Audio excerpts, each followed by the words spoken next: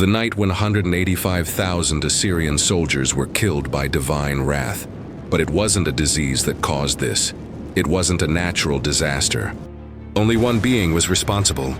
The Assyrian people were a people who dominated wars in ancient times and had already managed to overthrow extremely powerful empires. But when they surrounded Jerusalem, something unexpected happened. They weren't defeated in combat. They were defeated in the early hours of the morning, without a single arrow being fired.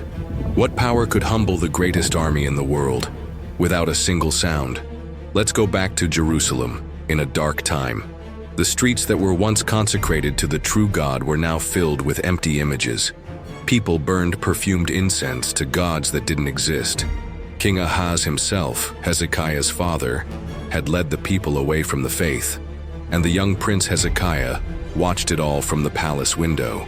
He saw his fellow countrymen bowing before cold, silent sculptures. The great temple of Solomon, which should have been filled with prayers and praises, was closed, forgotten. No one entered it anymore.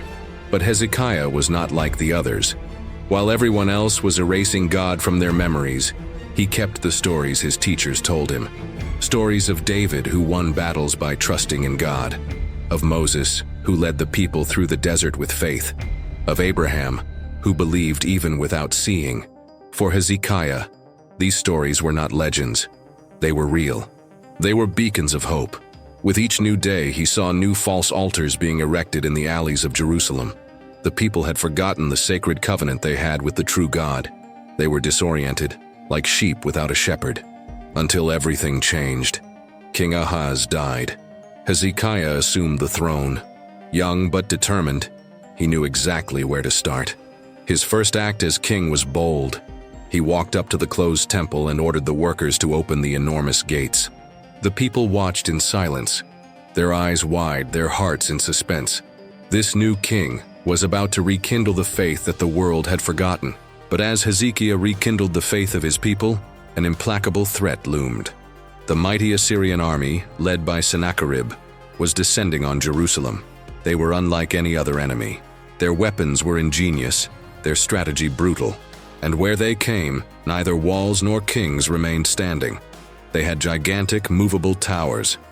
These were no ordinary towers. They were mobile fortresses, war houses that moved.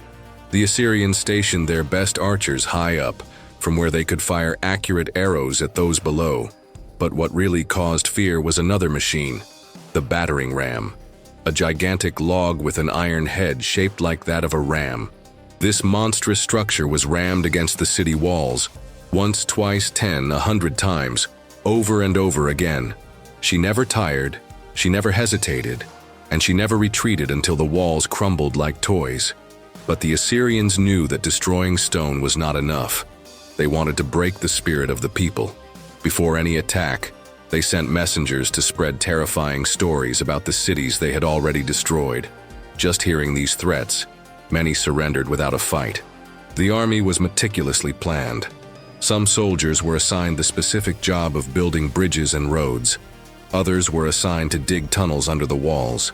There were even specialists in diverting rivers, flooding cities, or cutting off their water supply altogether. When the Assyrians laid siege to a place, it was not just a war, it was a total siege.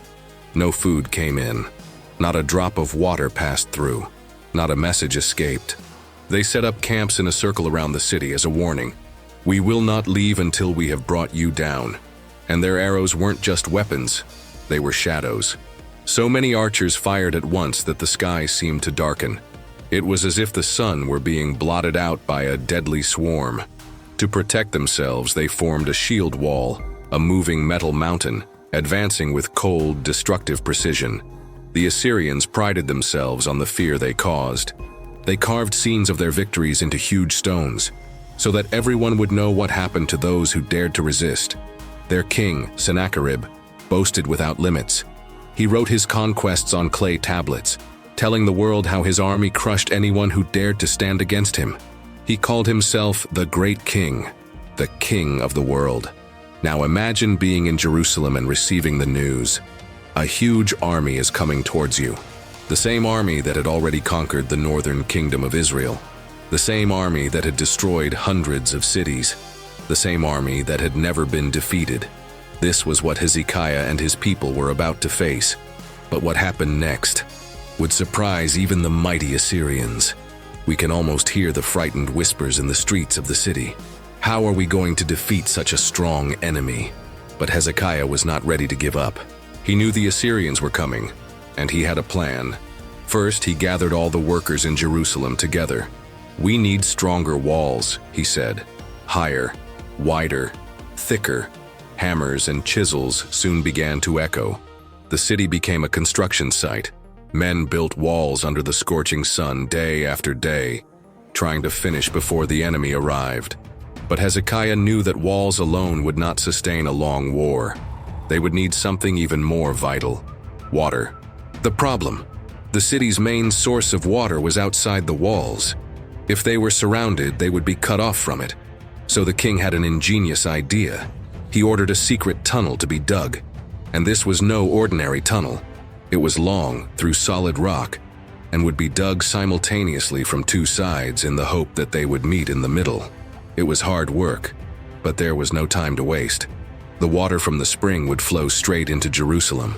While some dug, others stored supplies. Hezekiah had jars sealed with a special symbol, today known as LMLK seals.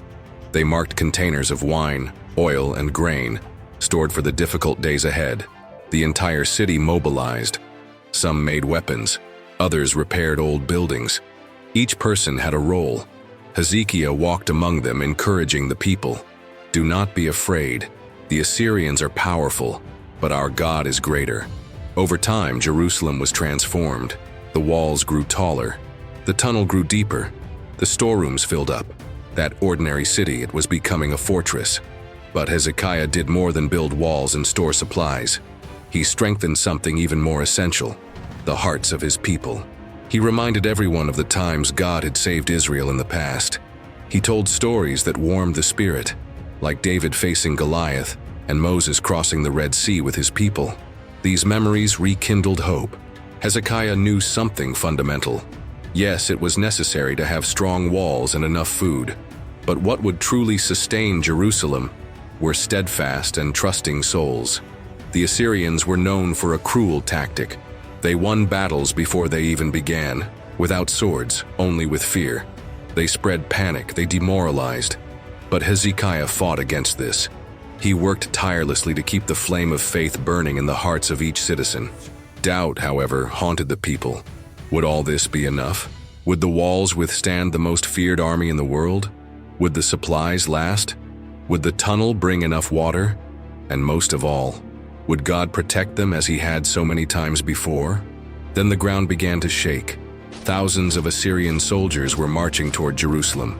From the top of the walls, the people watched with wide eyes, a sea of spears and shields surrounding the city. But instead of attacking immediately, something strange happened. A man stepped out of the enemy formation. It was Rabshakeh, the Assyrian commander. He wanted to speak, but his words were not words of peace. They were invisible weapons. And Rabshakeh was cunning. He did not use a noble tongue. He shouted in Hebrew, the language of the people. He wanted every soldier, every mother, every child to hear clearly. "Listen, people of Jerusalem," he shouted. "Why do you trust in Hezekiah? He cannot save you. And do not think that your God can either. No God has ever stopped the Assyrian army. And he did not stop there. He mocked the forces of Jerusalem. I will make a deal with you. I will give you 2,000 horses if you can find riders to ride them." It was calculated humiliation. Then he tried to seduce them with false promises. "Surrender now. We will take you to a good land, full of vineyards and plenty. Better to live there than to die here." The words cut deep. Many began to doubt. Some wondered, what if he was right? Fear began to spread. Like a dark cloud, it took over the city. When King Hezekiah heard those words, his heart broke. Overcome by grief, he tore his fine clothes and put on a coarse cloth, a sign of deep sadness. But even so, he did not give up. Instead, he made a wise decision. He sent messengers to the prophet Isaiah. Isaiah was God's spokesman, and Hezekiah needed to know, what did the Lord want them to do? The entire city waited for the prophet's answer, and when it came, no one expected to hear this. Do not be afraid. God has heard the Assyrians' taunts. They will not win this battle. Night fell over Jerusalem. Outside the walls, thousands of Assyrian bonfires shone like stars on the ground. Inside the city, King Hezekiah retreated to the temple and prayed a heartfelt prayer. Lord, you alone are God. Hear our cry. Save us. Show the world that you are the one true God. And that night, something extraordinary happened. The constant sound of the enemy camp, talking, footsteps, metal clashing against metal, ceased. It was replaced by a deep silence. A strange silence, eerie. Something was different. The next morning, as the sun rose above the horizon, the inhabitants of Jerusalem peered over the walls. What they saw took their breath away. The mighty Assyrian army was not preparing to attack. In fact, it was not moving. The gigantic camp was silent. 185,000 soldiers lay dead. No visible injuries, no signs of struggle. Just dead. Something mysterious had happened during the night. Soon, rumors began to spread. It was an angel, some whispered. The angel of the Lord passed by here last night. The same angel who, in ancient times, had performed mighty deeds, had now returned. Some said that a sudden illness had killed the soldiers. Others claimed that it was the same angel who had struck Egypt centuries before. But everyone agreed on one thing. Only God could have done something so great. The few soldiers who survived fled in despair. King Sennacherib, who was so proud of his power, ran back to Nineveh. But even there he could not escape divine justice. One day, while praying to his false god, he was killed by his own sons. The king who mocked the true God met an ignominious end. Jerusalem was spared. The city burst into joy. People sang in the streets thanking God. Hezekiah trusted in the Lord, and instead of giving up, he was rewarded with a miraculous deliverance. The story of the mysterious angel soon spread throughout the land. He was living proof that no army, no matter how large, could resist the power of God. Incredible, isn't it? A single angel defeated 185,000 warriors in a single night. But here's a detail that few people know. This was just one of the many powerful angels sent by God. Just imagine what 7 special angels can do. That's right. There are 7 archangels, each with a divine mission. Some cure illnesses, others fight the forces of evil, and there are those who bring heavenly messages. And here's a mystery. The angel who saved Jerusalem that night may have been the angelic general. Want to know more about him? Just click on the video card that appears on the screen. That way, you'll learn more about the angelic world and learn the truth behind the creation of Archangel Michael. After learning about his powers, you'll never see angels the same way again.